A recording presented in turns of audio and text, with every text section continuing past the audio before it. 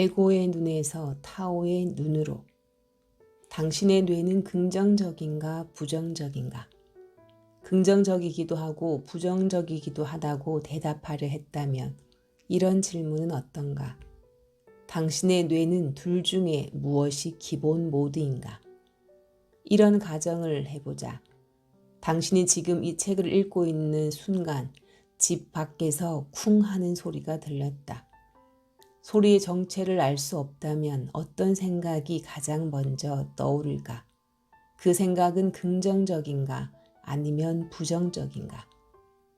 하늘에서 커다란 돈가방이 떨어지는 소리일 수도 있겠지만 대개는 그렇게 긍정적으로 생각하지 않는다. 오히려 무슨 문제가 생겼지라고 부정적으로 생각하기 십상이다. 이것이 뇌의 기본 모드다. 심리학에서는 이를 부정적 편향이라고도 하는데 무엇이 잘못되었나 혹은 잘못될 수 있나라고 생각하며 바짝 경계하는 부정적 예감의 상태다. 이 기본 모드가 사실 그렇게 나쁜 것은 아니다. 이런 반응은 현실에서 유용한 역할을 하기 때문이다. 인생에서 좋은 일이 일어난다고 당신의 목숨이 어떻게 되지는 않는다. 사실 좋은 일은 일어날수록 더욱 좋을 뿐이다. 그러나 나쁜 일은 단 한 번만으로도 목숨이 위험할 수 있다. 호랑이나 독사를 마주치거나 벼락을 맞거나 무장 강도의 공격 등이 그렇다. 이런 일은 단 한 번만 일어나도 당신의 생명을 위협할 수 있다. 우리는 진화의 과정을 거치면서 이를 터득했고 자신을 보호하기 위해 부정적으로 편향된 경계 모드를 뇌 속에 만들게 되었다. 이 기능은 수백만 년 동안 우리에게 도움을 주었다. 우리 뇌 속의 이런 기본 모드 때문에 우리는 확인되지 않은 것이라면 모두 잠재적인 위협으로 간주하는 경향이 있다. 일단 무엇인가를 위협으로 인식하면 우리는 자동적으로 자신의 영역을 위협에서 분리시키고 자기 주변 상황을 통제하며 자신의 영역을 지키기 위해 모든 수단을 강구한다. 위협, 분리, 통제는 우리가 보통 에고라고 부르는 분리된 개체적 자아의 입장에서 세계를 바라보았을 때 그 세계를 구성하는 주요 요소들이다. 에고는 고립적이고 자신의 한계 속에 갇힌 존재로 상상으로 지어낸 허구인데도 우리의 인식이 근원적인 존재에 이르기 전까지는 이 에고가 실제한다고 믿는다. 이런 반응 모드는 스트레스를 받을 때 특히 어떤 대상이 자신의 안접을 위협한다고 느낄 때 두드러진다. 그런 상황에서 가장 중요한 인식은 나 혹은 나의 영역과 남을 구별하는 것이다. 당신이 자신 혹은 자신의 영역이라고 여기는 것에는 당신의 생각이나 몸, 돈, 가족 등 주어진 상황에서 자신에게 속해 있다고 느끼는 모든 것이 해당된다. 이렇게 해서 자신의 존재와 자신의 영역을 명확히 인식하게 된다.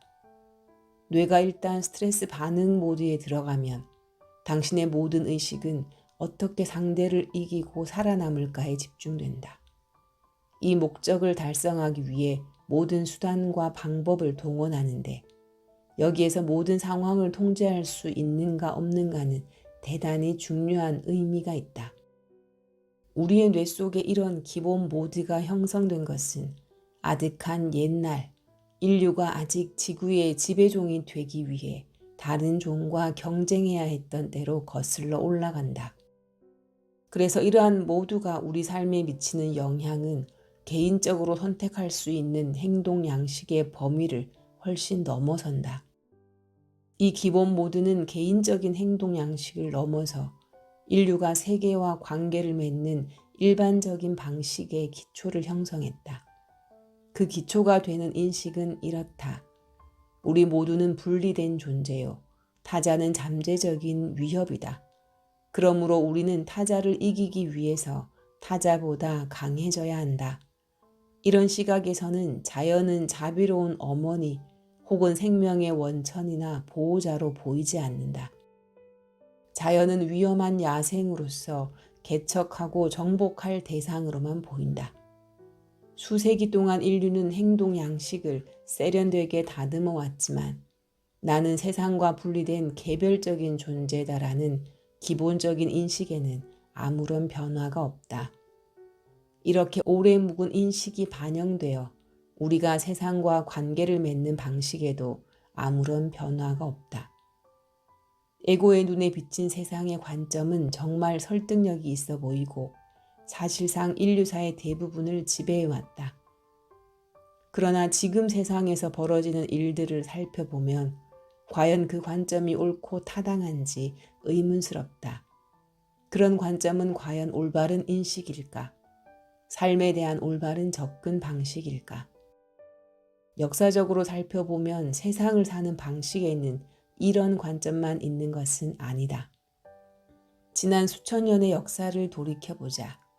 그 역사 속에서는 세상을 분리된 파벌의 집합체나 전쟁터로 보지 않고 관찰자 자신의 의식까지를 포함해서 통합된 하나의 전체로 바라본 문명과 사상도 있었다.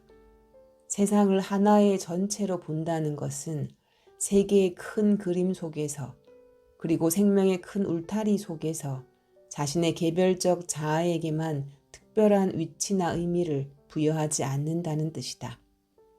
잠시만 이런 통합적인 시각에 대해 살펴보기로 하자. 아주 짧은 시간만이라도 이런 시각으로 사물을 보면 세상이 매우 다르게 보이기 때문이다. 첫째, 위협에 대해 생각해보자. 추위에 아무런 대비를 하지 않고 있는데 갑자기 날씨가 추워지면 날씨의 변화를 위협으로 느낄 수 있다. 하지만 날씨는 당신에게 아무런 개인적인 감정도 없고 당신을 해하려는 의도도 전혀 없다. 날씨는 계절에 따라 변해가며 지금까지 해오던 대로 자신의 일을 하고 있을 뿐이다. 나는 애리조나 사막에서 하이킹하기를 좋아하는데 사막의 날씨는 드라마틱하게 변한다. 마치 여름과 겨울 외에 다른 계절은 없는 것 같고 여름도 겨울도 아주 빨리 온다. 갑자기 날씨가 추워지면 들판에 흐드러진 야생화는 심각한 피해를 입는다.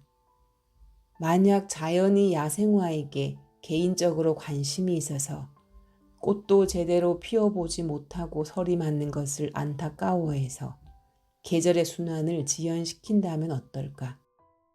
자연이 그렇게 사사로이 움직인다면 무슨 일이 벌어질까? 아마도 큰 혼돈이 일어날 것이다. 자연은 부분적으로든 전체적으로든 우주의 법칙에 따라 움직인다. 자연의 법칙에는 편애도 예외도 면제도 없다. 에고의 눈에 개인적인 위협이나 공격으로 보이는 것은 사실 전체의 시각에서는 자연스러운 변화의 과정이다. 둘째, 분리에 대해 살펴보자. 당신은 지금 컵 속에 물을 마시고 있다. 그 물이 이 지구상에 존재하는 다른 수자원과 분리되어 있다고 생각하면 크게 착각한 것이다.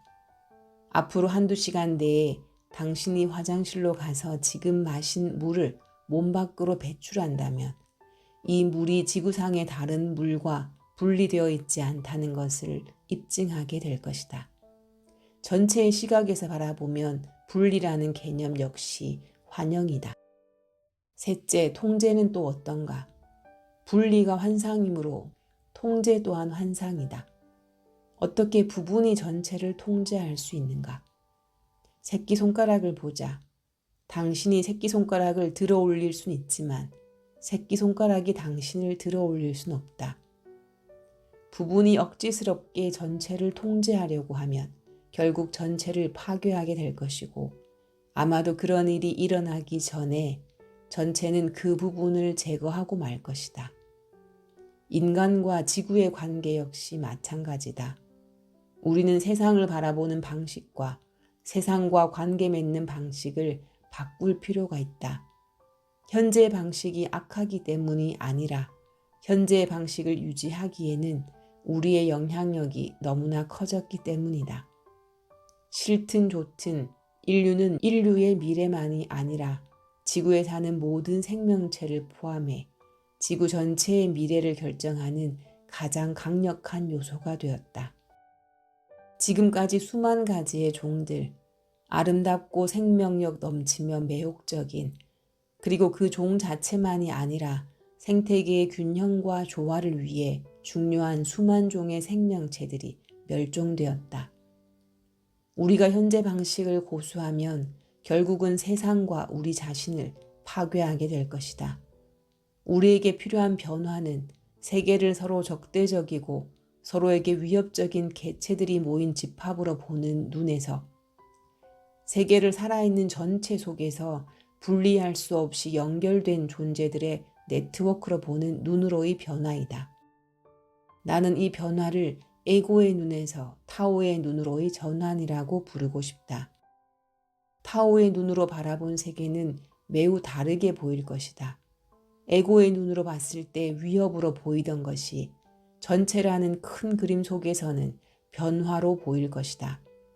만물은 서로 밀접하게 연결되어 있고 분리는 환상이라는 것을 알게 될 것이다.